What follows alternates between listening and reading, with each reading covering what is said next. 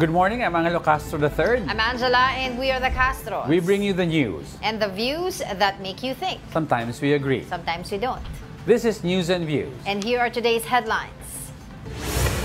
PCO Secretary Jay Ruiz is under fire for allegedly linking to a company that won a ₱1 million government contract. The PCO denies the report, calling it false and inaccurate. COMELEC confirms 29 election-related incidents since October 2024. Most of the incidents were reported in Bar. Pope Francis is now stable but not out of the woods as he continues his battle with double pneumonia. Vatican officials urge continued prayers for his recovery. An innovator has thought of a literal level-up method of firefighting. It's a drone that can fly a fire hose. Presidential Communications Office Secretary Jay Ruiz is already facing controversy just days into his appointment. Here's the report. Presidential Communications Office Secretary Jay Ruiz confirmed the removal of PTV General Manager Toby Nebrida. According to Ruiz, PTV Chairman and former Transportation and Communications Secretary Oscar Orbos will temporarily lead the state-run network amid reported complaints from employees against Nebrida. We're just preparing the papers, titignan namin yung legalities. Pero sa ngayon, pumayag na siya. Inaalam na lang, sabi lang niya, I won't stay there for long kasi medyo may edad na yun si former Secretary Oscar Orbos.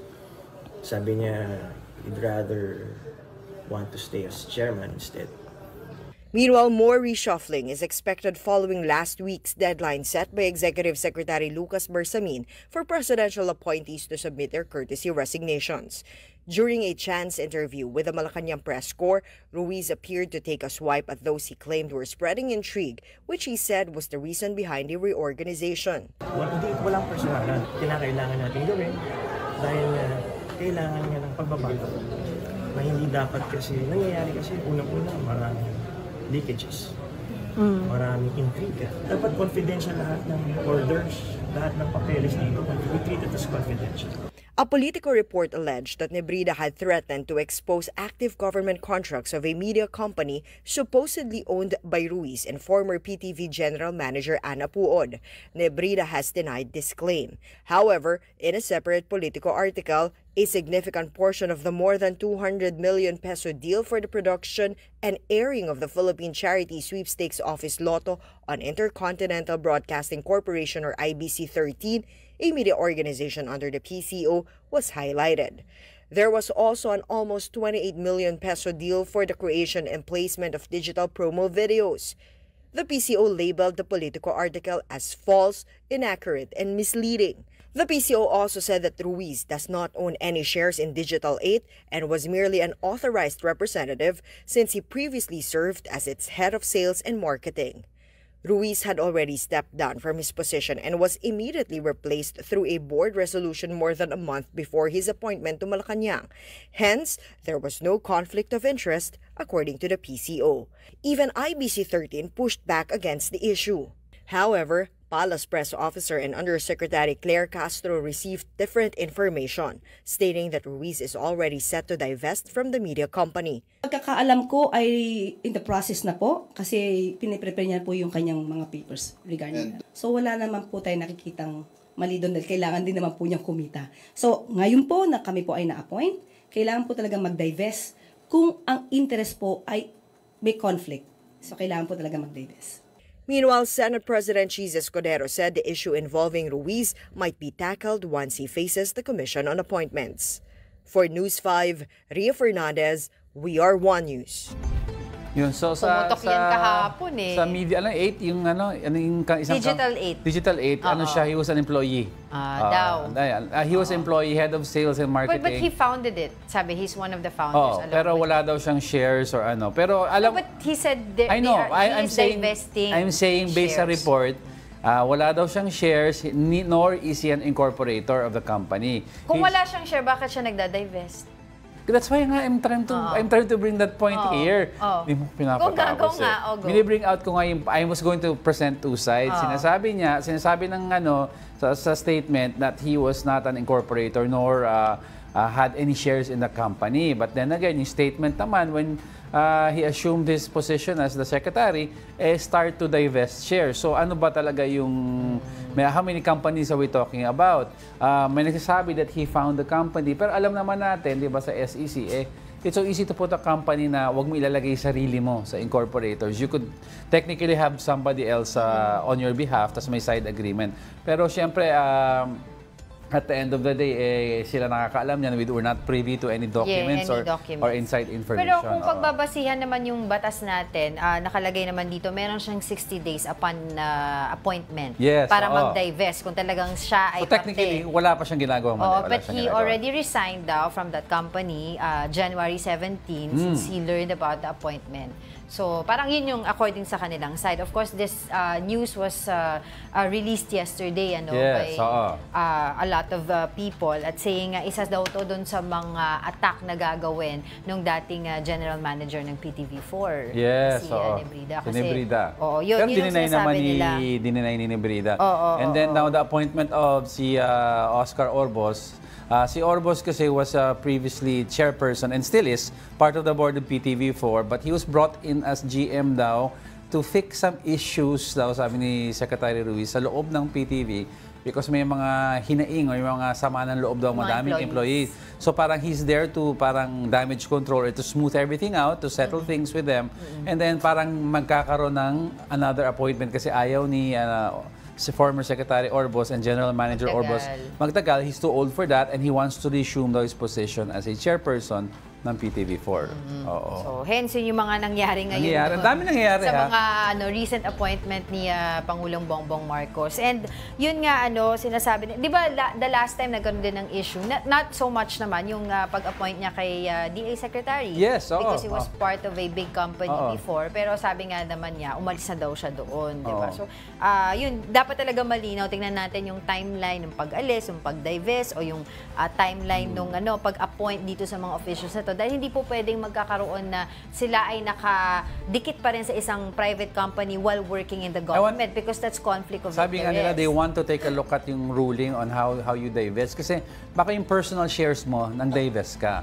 Pero kay nino ka nang divest ang tanong? Because baka naman you just gave control to a person na kakilala mo rin, we have an agreement with. So, in the future, we're not saying kanila mga sekretary ngayon gano'n but we're saying that people want to take a look at how you're supposed to divest or detach from conflict of interest sa government. Diba? Yung, for example, am I allowed to divest to my son? Yeah. Technically, if I do that and I'm in government, then may sway pa rin ako over decisions that would benefit the family. If it benefits the family, sabi nila, all in all, or your income, or your finances, then there's a conflict of interest. Okay. Sige, ito naman, in other news, the Justice Department is set to review existing cyber libel and other cyber laws.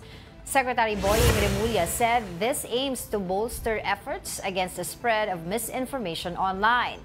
Remulla made the announcement in response to questions about potential legal action against those disseminating false information. He noted that there is no specific timeline for filing cases as each instance requires thorough evaluation. The DOJ chief also defended the review against criticisms of conflict of interest, insisting it does not target specific individuals or groups. The Presidential Communications Office is pushing for the creation of a regulatory body to oversee social media and combat the spread of fake news. Palace Press Officer Undersecretary Claire Castro acknowledged the role of lawmakers in making this possible, emphasizing the negative impact of spreading baseless information. Currently, the House Tri-Committee is leading the investigation into fake news. Meanwhile, PCO Secretary Jay Ruiz stressed that bloggers and social media influencers must recognize their greater responsibility to the public. Ang sumobra, lalo na yung threat na to national security. Lalo na yun, di ba? Magsasabi ka online na ganito, walang pasok. May pasok naman pala. Magsasabi ka, may bomba sa ganito, bombahin lang. Siyempre, Paano mo hindi namang pa-file niya mga ganyan? Yung nananako, nagpapakalat mo kasi naman. Pero may punto lang dito, kailangan, kung vlogger ka man, social media influencer ka man, tanggap mo rin dapat na may responsibility, a greater responsibility to the public. And yung boundaries. Diba? Sobre. Now, a recent study found that posts of most influential Instagram and TikTok accounts may be misleading. A study by the University of Sydney analyzed 982 social media posts from 2015 to 2024. Nearly 9 in 10 promoted the benefits of medical tests, while only around 14% mentioned potential risk. Around 4% downplayed potential drawbacks, while only 6% acknowledged the risk of overdiagnosis or overuse. The study examined content promoting 5 specific tests. These are full-body MRI, multi-cancer early detection test, hormone fertility test, gut microbiome analysis, and low testosterone blood tests. Now let's get some insights from a medical expert. Joining us today via Zoom, lifestyle medicine specialist Dr. Dex Macalintal. Thanks for joining us today. Good morning, Doc. Hi, good morning, Angelo. I'm sure you saw, Doc, yung report from the University of Sydney, no? Ano yung thoughts mo about that report? Well, this study highlights a major concern in the digital age. This is health misinformation, or as we say, disinformation. Meron pa nga malinformation. Ang dami ng mga medical content kasi sa social media, but unfortunately, many posts focus only on benefits of a certain product or medical test without discussing their potential risks. This can lead to overdiagnosis, unnecessary treatments, and even anxiety for people who may not actually need these tests or products in the first place. So, yun. Go ahead, Doc. Go ahead. No, ang sinasabi lang natin dito is that as doctors, personalized evidence-based medicine pa rin tayo. Alam mo, Doc, kasi before yung pandemic, dito nagsimula karamihan yung mga content on social media, TikTok, of course si Doc Willie Ong was doon umusbong talaga din. But as a doctor, do you think that now that we're back to normal living, there should be some way of regulating kung paano kumukonsulta online? Well, dapat naman talaga. So the Philippine Digital Medicine Society is also on this, no? Kinakailangan meron talagang regulatory dyan. At saka pagka sinasabi natin consultation online, meron naman tayong mga platforms na po pwede talaga magkonsulta doon. At ito ay mga nakahipa accredited, pinoprotektahan yung data privacy, and of course, merong way ng tamang paggawa ng digital consultation. Yung etong study na to dyan sa Sydney, Australia, no? Meron din ba, talamak din ba yan dito sa ating bansa? Nakaka-observe kayo ng ganyan, Doc? Well, in some ways, yes. No, mas vulnerable pa nga tayo kasi alam naman natin that Filipinos are amongst the most active social media users in the world, spending over at least 3 hours a day.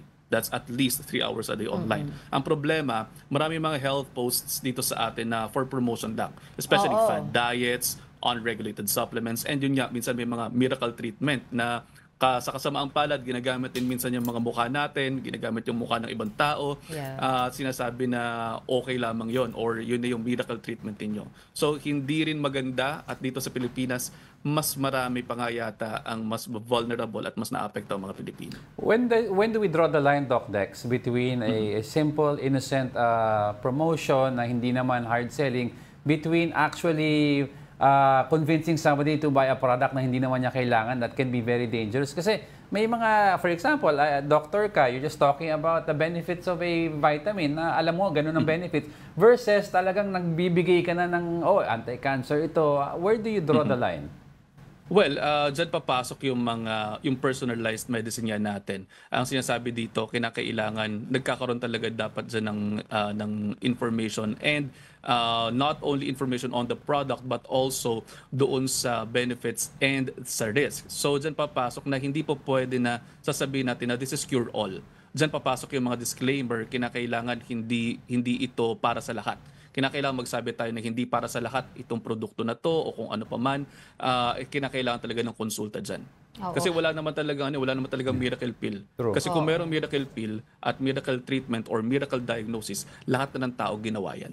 Ano ba yung pinaka ethics ng mga doktor pagdating sa pagpo-promote sa social media, no? Kasi I remember there was a hearing here last year, no, kasama yung mga doktor, and even about sinasabi nga nila brands. about brands, Yeah, about pati brands. yung pagbibigay sa doktor ng mga libreng travel abroad for convention, Dapat generic etc. lang, diba? Oo, ganun. So, can you enlighten us about it, Doc?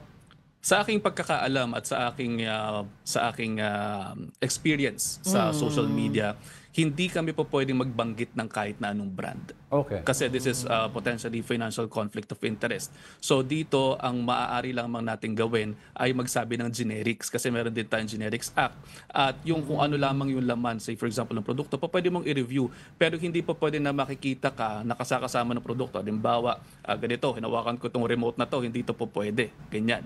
Or kunyari, ito ay, kunyari gamot itong hawak kong ito, hindi po pwede nakasama ko siya sa mukha kong ganyan. So, hindi po pwedeng ganoon at hindi po pwede na sasabihin ko, oh, this is cure all, this is for everyone. It doesn't work that way. Kinakailangan din ito ay dumadaan sa ASC at sa PMA para malaman kung yung bang, say for example, if there is a promotion nga na gagawin, kinakailangan dumaan sa PMA, dumaan sa ASC para masabi na clear yung gagawin na storyboard, kumbaga, Yes, sa atin kinakailangan may storyboard yan bago ka gumawa ng kahit na anong promotion, at yun nga, hindi talaga po pwede na magbanggit ka ng kahit na anong brand. Doc, kasi minsan ang style pa ng ibang doctors, I don't know, kasi that's why I want to ask you, no? Some are very careful about mentioning brands, but sometimes ang gagawin nila, meron silang specific brand na ini-endorse, pero ang ginagawa nila, naglalatag sila ng limang brand sa kanilang social media account at idadaan sa review. Siyempre, sasabihin nila, review naman wala akong pinopromote. Tapos, siyempre, yung brand na ini-endorse niya, nakakalamang sa review. How about pag ganun ang style ng content mo, is that allowed? I don't think it is allowed kasi nga, bawal nga magbanggit ng kahit na anong brand. So, even in a form of a review, bawal? Bawal din. Okay, Alam ko, so bawal dapat, din yan, if I review vitamin C as a whole, I will review vitamin C, not the brand, but yung Yes, exact the Benefit. vitamin C. Okay. Oo. Yeah, Say kasi- for example, the vitamin C with zinc, para mga ganyan po pwede. Pero you're telling kasi you're telling kasi kung ano talaga yung laman. So Okay. yung laman yung gagamitin mo, hindi yung brand. Okay. Oh. Well, kasi alam naman natin in this digital era, we understand naman yung need to spread information. Yes. Pero, di ba yung important yung factual information pagdating na rin, of course, yung nangyari ng pandemic, di ba? Para mas maintindihan natin yung health sector. Pero yun Yes. nga, meron bang parang regulator body sa inyo or regulation body, 'di ba, na kapag kayo ay nag-post ng something, dapat ito Yes. lang, 'di ba? Go ahead, Doc. Yes, dyan papasok yung Ad Standard Council at saka yung PMA. Kasi doctors who create content online should always follow these ethical guidelines. Number one rule, we must provide accurate and science-backed information. Hindi po pwede yung sinasabi nga natin na porke may lumapit na magpapapromote, ganyan, gagawin mo na agad. It doesn't work that way. Kailangan, you cannot make any exaggerated claims, lalo na kung parang infomercial lang na palalabasin na ganyan. It doesn't work that way. Kinakailangan educative pa rin, no? Kinakailangan informative pa rin, and to empower people really to make informed decisions about their health. Pero Doc, how about, for example, kasi I've seen several doctors post online also about, they're posting about case in point immunotherapy, cancer drug. Pero ang form nila is they own a social media account, pero meron silang parang commissioned research paper, tapos yung research paper linabas nila online. Siyempre, cancer patients want to know which one is effective Yes. for them, which one is right for them, and may brands na mga na-mention. Pag ganun at wala naman specific endorsement, pwede yon. Ang alam ko dyan kasi hindi siya tao. It is best na dumaan pa rin yan sa PMA, dumaan pa rin sa ASC. Kasi any promotion kinakailangan dumaan sa ASC. So in other words, isasubmit, and if they want any relevant information, ipapublish na lang. Yes, ganon. Kasi kinakailangan dumaan yan, lalo na kung gamot at pinapalabas na gamot. Kasi kung supplement yan, wala talaga po pwedeng sabihin na itong supplement na to nakakagamot to ng ganito, kasi it's not a supplement, it's a supplement, hindi siya gamot at hindi dapat gamitin gamot sa kahit na anong uri ng sakit. Ayun. Kasi marami naman tayo natututunan din sa mga doktor online. Yeah, oo, di ba? oo. Yung mga Laking bagay, pinopost malaking nila bagay. about a certain disease Yes, na hindi oo. tayo familiar, or yung mga familiar tayo pero hindi natin alam talaga thoroughly. Saka let's diba? face it, Doc, minsan mahal ang magpakonsulta. So malaking bagay ang mga info na binibigay ng mga doctors online. Yes, definitely. Kasi nga isipin natin para siyang naggagawa ka ng public health lecture. Yeah. Imagine if you do a public health lecture, sometimes a hall can only accommodate 1,000 people, but on social media you can reach at least 50,000. O minsan unlimited pa nga. You can reach 3 million in just a single post. Sabi mo kanina meron naman na mga regulation body na po pwedeng tumingin dito. Pero meron na bang mga nasampulan before, Doc? Oo naman. Ito your knowledge Meron na, oy, teka muna Yes. ha, mali na itong ginagawa mo. Go ahead. Yes, meron na. Lalo na nung pandemya. After the pandemic, dyan na nagdodraw ng line na hindi po pwede talaga na mag-promote ang doktor ng gamot. No? So lalo na kasi since yun nga, kailangan lang, hindi po pwede, ang kailangan dyan ay, ang i-mention ninyo ay yung generic nung brand, no? Kung magme-mention kayo. It's an ethical issue na matagal na talaga na naibigay eh. So you cannot hold it, you cannot hold it, you cannot hold the brand. You cannot say the brand name. Ang pwede mo lang talagang i-discuss diyan ay yung generic. Unless, Doc, you own the brand. Sorry? Unless you own the brand. Ikaw ang doctor, nag-develop maybe ka ng unless drug. you own the Pwede brand. yun, di ba? Pwede yun. Yeah. Oo. Pwede yun. Endorse mo sarili mong brand, of course. Yes, Pwede ba kasi yun? sa'yo naman yun. Oo, Okay. Alright, So siguro... it's a gray area, no? Kung makikita nyo, it's really a gray area. Kasi kung titingnan natin, why are these people, why are there people na pwede na mag-promote ng mga ganitong tests, mga ganitong mga brands, pero yung doktor hindi pa pwede kung sino pa man yung mas knowledgeable dun sa dun talaga sa ano, 'di ba? Parang kaya medyo Makes sense it's really a naman, gray area. Yeah. Alright, on that note, maraming salamat sa iyong oras, Dr. Dex Macalintal. Anytime.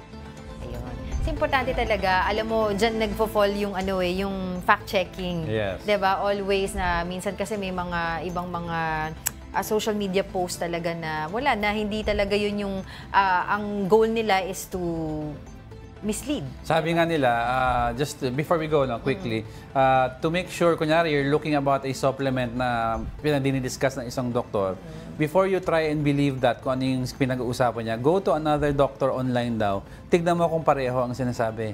Pero kung magkaiba ang sinasabi daw ng doktor on one product, then you research further. O tanong ka sa ibang doktor, tumingin ka sa memes online. Kasi tumingin ka mamaya sa Google. AI-generated din yung nakikita pwede. mo, di ba? Nangyari na sa iyo yan. Oo. Alright, coming up. Several local government units have announced a suspension of classes today due to the expected high heat index. And Pope Francis suffered 2 episodes of acute respiratory insufficiency as he continues to battle double pneumonia. We'll be back with more stories after the break. Keep it here on One News.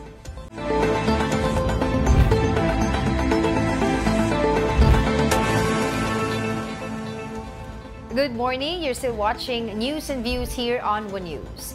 In weather, the easterlies affect most parts of the country. With this, scattered rains are expected over Bicol Region, Caraga, Quezon, as well as Marinduque, Romblon, Samar, Leyte, and Davao Oriental. Metro Manila may also experience isolated rains and thunderstorms. Despite that, some areas are expected to experience high heat index. Dagupan City, Iba, Subic, Calapan, Cotabato City may register 40 degrees Celsius and higher today.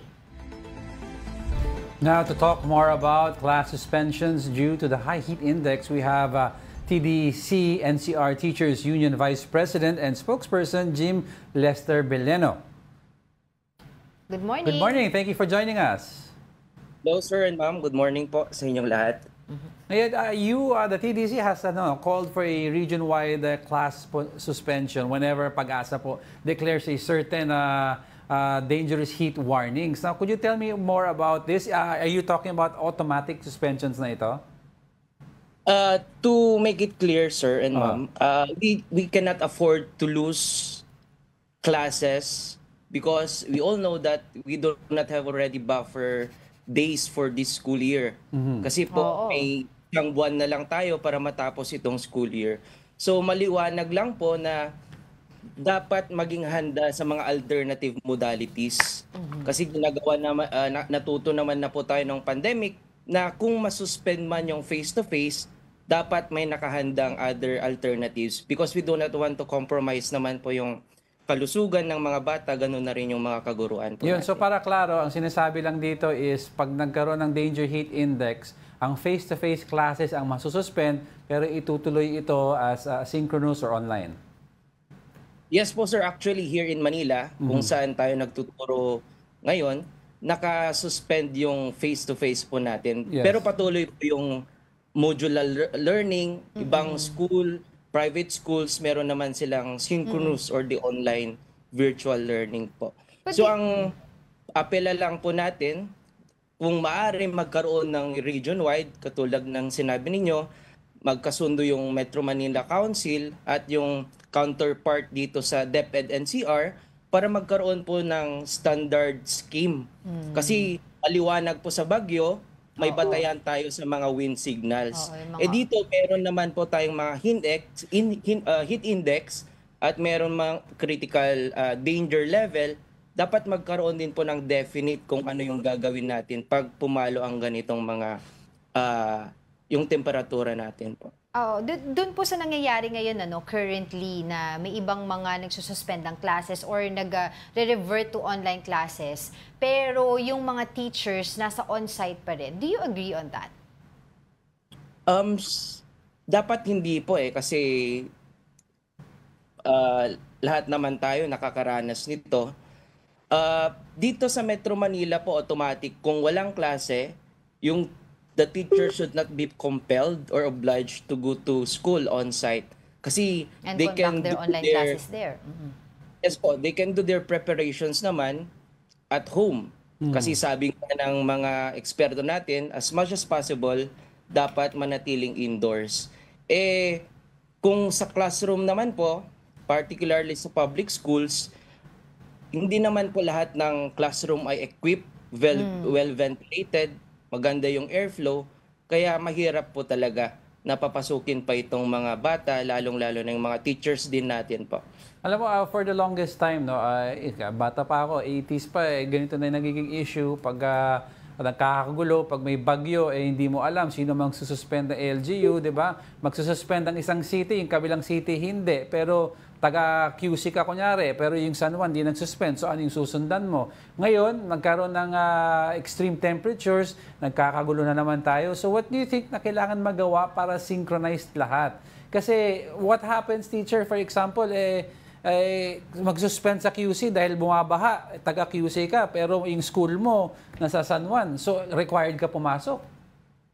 Yes po. Kaya po kanina lang po or yesterday sumulat na po kami sa Metro Manila Council at ganun din sa DepEd NCR para kung umupo po kami magkaroon ng dialogue para ilatag kung ano yung mga pwedeng guidelines, mga flexibility measures na kung saan hindi naman maantala po yung ating education. Kasi sabi nga po natin malapit na din yung end ng school year at may buwan na lang pong tayong hinahabol. So, we cannot afford to lose classes po. So, kasi di din naman natin maiiwasin itong mga extreme weather condition, dapat mag-isip po tayo ng mga alternative modalities po para kahit ganitong nararanasan natin, continue pa rin yung pag-aaral ng mga bata.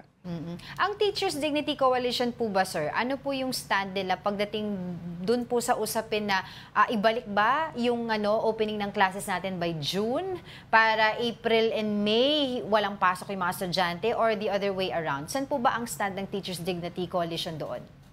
Actually po, sa ilang mga taon nating pakikipag-usap sa kanila, actually po nasa transitory year po tayo. Yes. Kasi this incoming school year, talaga pong mag-uumpisa na ng June at mag-e-end po ng March.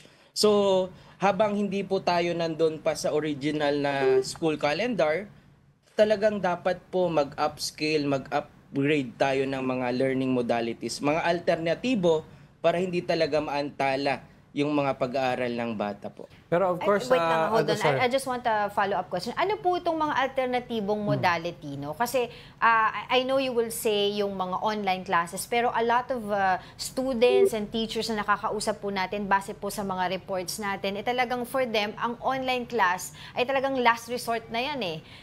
Kasi nga nahihirapan sila dahil bilang isang teacher din, ang hirap din ng magklase ka ng online. Minsan, yung mga estudyante mo, wala silang internet. Or minsan, yung teacher mo din, wala ring internet. Your thoughts on that po? Yes po.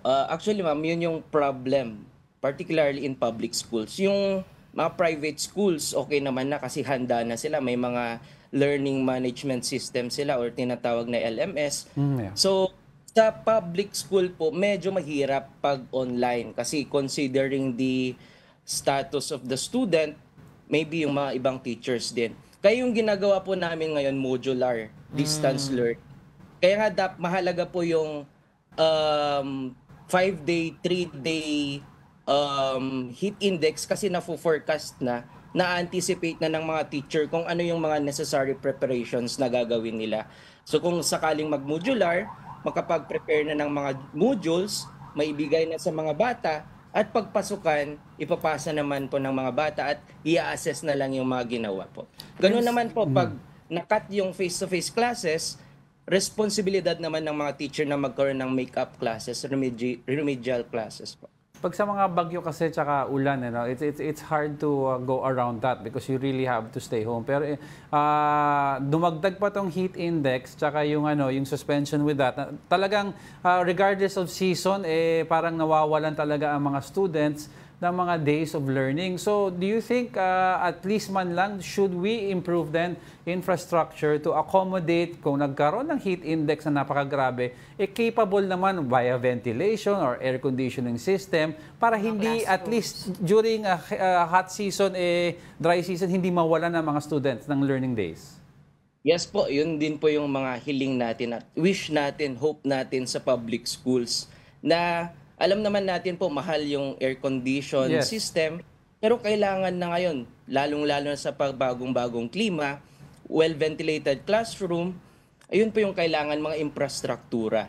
Kasi kahit sabihin nating may electric fan naman, pero mainit yung buga ng electric fan, yung struktura, dikit-dikit, mahirap din po. Kasi That's right.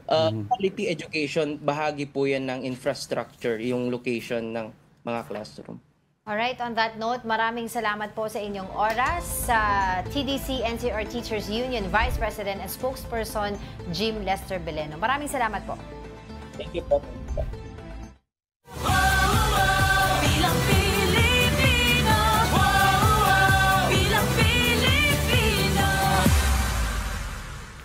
The number of confirmed election-related violent incidents has risen to 29. COMELEC Chairman George Garcia said the figure does not yet include recent incidents in Abra and Lumbaca, Unayan, Lanao del Sur. The majority of validated incidents have been reported in the Bangsamoro region. The PO body earlier said they may put more areas under red category due to cases in election or election-related violence. They are also set to deploy more uniformed personnel to ensure safe elections. A majority of Filipino voters in the May 12 midterm elections favor candidates advocating for agriculture, food security, and healthcare, according to a social weather station survey commissioned by Stratbase. Conducted from February 15 to 19, the survey found 90% of respondents support candidates prioritizing agriculture and food security. Similarly, 90% back those strengthening the healthcare system. Job creation remains a priority, with 89% supporting candidates pushing for employment. Other key concerns include workers' rights and OFW welfare, poverty and hunger reduction, and controlling prices of basic goods.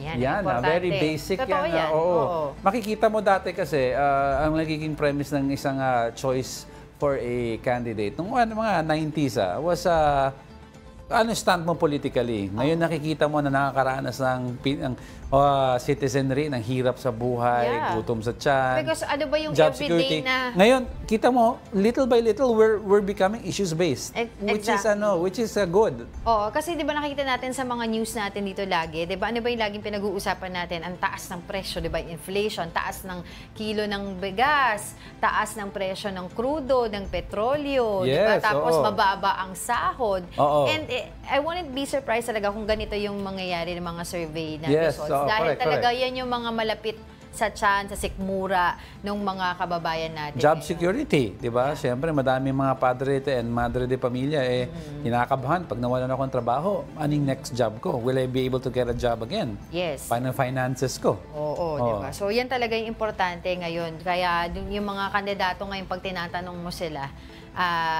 di ba, dapat, di ba, nag-interview tayo ngayon ng mga Yes. series of candidates. Candidates. Di ba? At majority of them are senators, di ba? So, yan tinatanong natin, anong Mga batas? national candidates. Right, di ba? Paano nyo i-control yung prices ng commodities natin ngayon na talagang Yeah. soaring high? Di ba? How are you going to ease, di ba, yung mga nararanasan ng mga kababayan natin. So, it's very important talaga. Parang sabi nila, everything is going up except salaries. Oo. Oo, so mga Yan yung usapin din yan sa salary na yan, di ba? Marami tayong mga nakakausap. Ano ba kayo? Gusto nyo ba yung legislated hike? Or yung ano pa rin, yung regional, ang tawag doon, yung regional. Regional, diba? parang dadaan sa Regional Wage Board. Yes, O para oo. iti-tailor-made yung pagtaas. Siguro pwede tayo magkaroon ng legislated salary increase, basic lang, no, on the lower end. Tapos sa regional, i-adjust nila based sa kung saan kang region or anong province ka. Kasi may mga iba mas mahal, mga iba mas mura, di ba? Ewan ko. We have to have a balancing act, eh. Oo. Yeah. Alright, okay, to talk more about this, we have Strat-based President Dindo Manhit joining us today via, ano ba, Zoom ba to? O no? Okay, just online. Okay. Good morning. Good morning. Sir Dindo. Good morning. Good morning. Yeah, thanks for joining us today. It's Angela and Angelo, or Angelo. Yes, I know.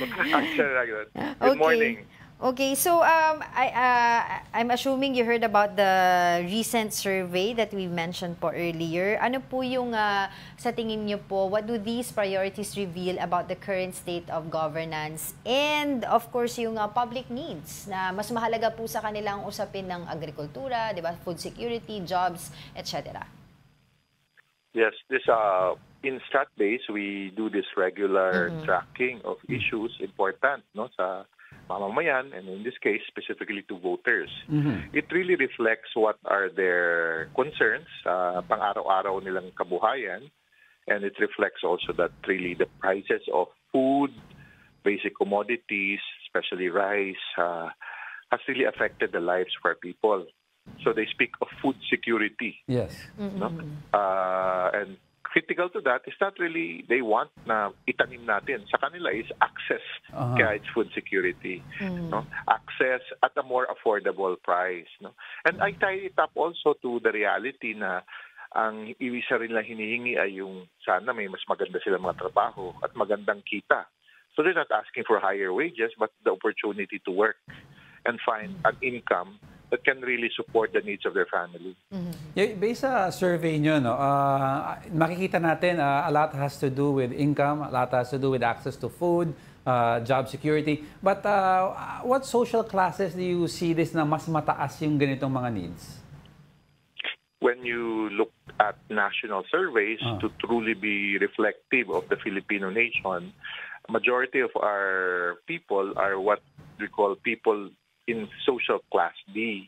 These are people living in relative poverty. That means they have regular income, but their income is not enough to deal with the realities of day-to-day living. No? Pagkain, maybe kalusugan, pag-aaral ng mga anak nila. So any increase on basic commodities, prices, tulad nga ng pagkain, bigas, baboy, manok, no? Talagang tinatamaan sila. Oo. Actually, sir, hindi na po ito bago. Even nung last election, so 2022, it translated sa votes na yung pinangakong 20 pesos per kilo na bigas ay yun talaga yung inasahan nila. yun nga, yun magandang halimbawa yun. No? So makita nating nagbigay suporta ito sa isang kandidato. Kasi nga, hinahanap. Of course, maaari naman hindi hinahanap ng tao yung exactly that price, pero sana malapit-lapit to that price. So it's good for government to realize also that may pagkukulang ang kanilang mga intervention sa social needs ng tao and do something about it. Alright, hopefully we can still invite you po again. We don't have much time, but maraming salamat po sa inyong oras. Inside Stratbase President Dindo Manhid. Thank you so much.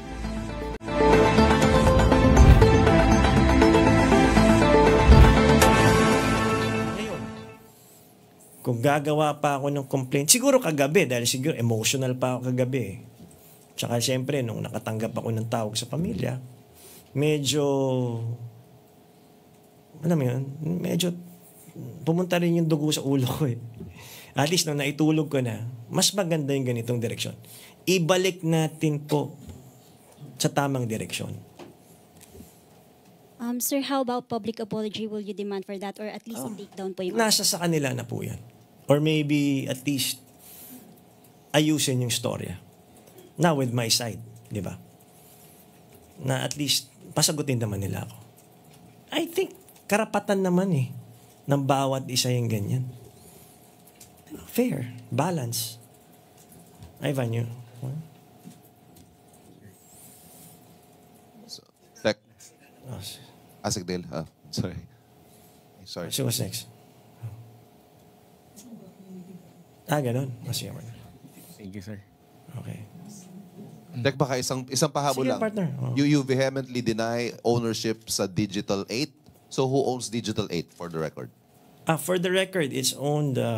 well, I don't know if he wants to be dragged in this thing, in this issue, no. But you can check naman kung sino ang, sa SEC, kung sino ang may-ari ng Digital 8. Is it someone, a former police officer na involved sa isang serious crime?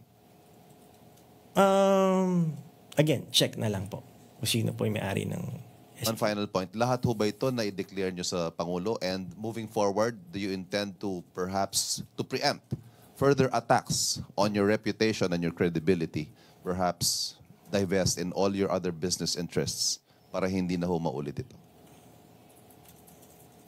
Unang-una, wala nga akong i-divest, diba, dun sa Digital 8 dahil hindi nga akin yan eh. The other business. The others, it's ongoing. Yun nga yung hindi naging klaro, diba? I'm going to divest in my other company na may possible lang, pero wala naman din conflict of interest. Kasi, unang-una, restaurant, di ba? Yung isa, leasing company. So I don't see any... The art gallery. The art gallery also it's a promotion of Filipino art and culture. Di ba? Thank you. Thank you very much. Thank you very much, guys. Thank you very much. J. Ruiz. Any questions you want further expound on, just call me. Pero syempre, please also understand that I have a job to do also. Marami kong gagawin eh. Maraming kailangan ayusin. Thank you very much, guys. Till next time.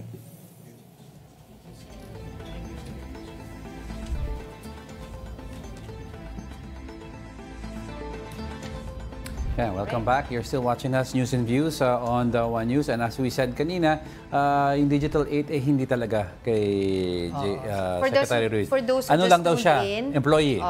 But he will would... diverse in his restaurant and other businesses. Yeah. That was his live presser, as you were saying, sorry. Oh. Live presser, J. Ruiz, Secretary J.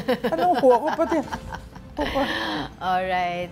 Okay, in other news, Pope Francis suffered 2 episodes of acute respiratory insufficiency, the Vatican said. Here's a report. A day after removing his ventilator and after several days of improvement in his condition, Pope Francis' health declined yet again. In a late-night Monday bulletin, the Vatican said that the Pope experienced 2 acute respiratory failure incidents yesterday morning. The first was endobronchial mucus, or the buildup and thickening of phlegm in the lungs. This is a result of his body's continued fight against bacteria. And according to lifestyle medicine Dr. Dex Macalintal, Pope Francis is going through a lot. Acute respiratory failure kasi, nangyayari yan kapag hindi nagagawa ng lungs natin yung kanyang trabaho, which is to release enough oxygen into the blood. So, hindi nagkakaroon ng tamang gas exchange. At ito ay dulot maaari, gawa nga po noong pagkakaroon nila ng mucus, pagkakaroon ng pagbabara doon sa daanan ng hangin. The Pope also experienced bronchospasm or severe shortness of breath that resembles an asthma attack. Thus, the Pope had to undergo bronchoscopies twice, a procedure to examine his air passages. Mahirap to kasi isipin mo, magpapasok ka pa rin ng tubo para matanggal yung mga aspirates. Kasi kapag hindi tinanggal yun, pwede siya na bumara. Yun nga yung nagkukos ng bronchospasm, yung nagkukos ng acute respiratory failure. So kung hindi matatanggal yun, problema siya. So mahirap yung pinagdadaanan. Kung ako yung Santo Papa, wala ako sa kalagayan niya ngayon, pero mahirap, masakit, no? Yung mararamdaman, very, very uncomfortable. Despite this, the Vatican stated that Pope Francis remained alert, oriented, and cooperative. However, they have not ruled out the possibility that his condition could worsen. According to a report by Reuters, a Vatican official said that Pope Francis's blood test results remained stable.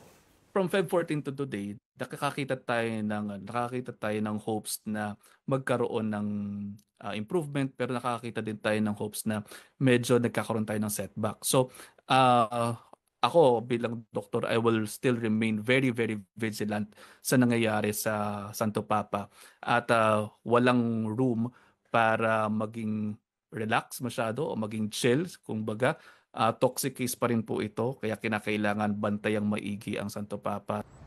Outside Gemelli Hospital, letters, candles, and artworks from children can be seen, hoping these will help improve Pope Francis' condition. People we spoke to in Rome say this proves Pope Francis' closeness to Catholics, particularly the youth. Last night, we also joined the Filipino community in Rome, where we prayed the rosary together and hoped for Pope Francis' full recovery.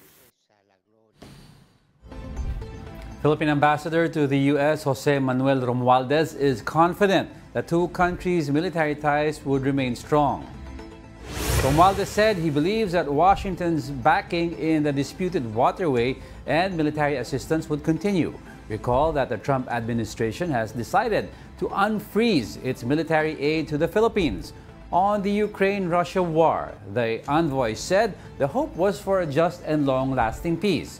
Recall that Trump berated Ukrainian President Volodymyr Zelensky in the White House, heightening fears that he intends to force Kyiv into a peace deal that favors Russia. Days after that, and just hours ago, Trump paused military aid to Ukraine until he determines that Kyiv demonstrates a commitment to peace negotiations. Now, fire incidents erupted in several areas on Monday. In Sitio Masagana in Muntinlupa, one person died, while around 50 families were affected following a fire incident. In Barangay UP campus in Quezon City, it took 7 hours before the fire was declared under control. In Cebu City, more than 100 houses in a coastal area were ravaged by a fire, resulting in 1.5 million damage. An innovator has developed a drone that can fly a firefighter's hose. Mobile Journal Merimon Reyes has the report.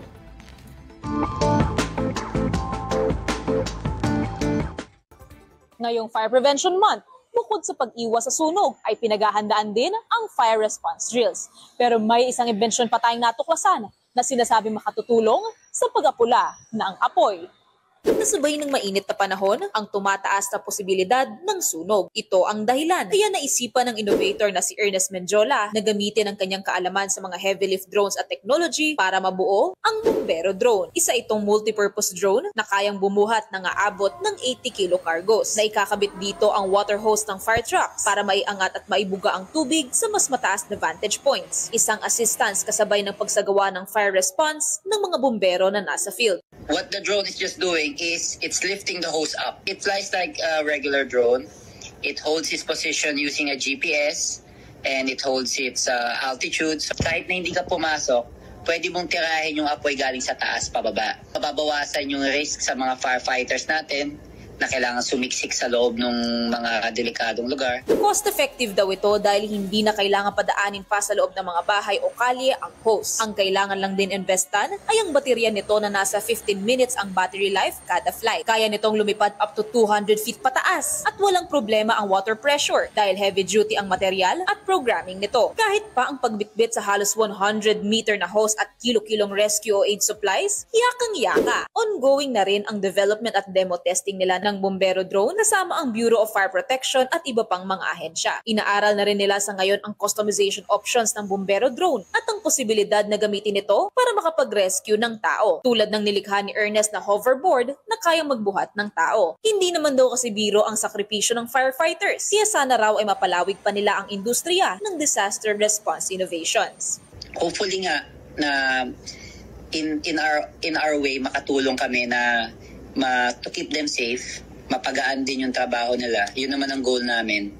And makilala din yung Philippines na hindi tayo napag-iiwanan when it comes to this type of technology. Marami nang kayang gawin sa tulong ng teknolohiya, kaya gamitin naman natin ito para makatulong sa marami.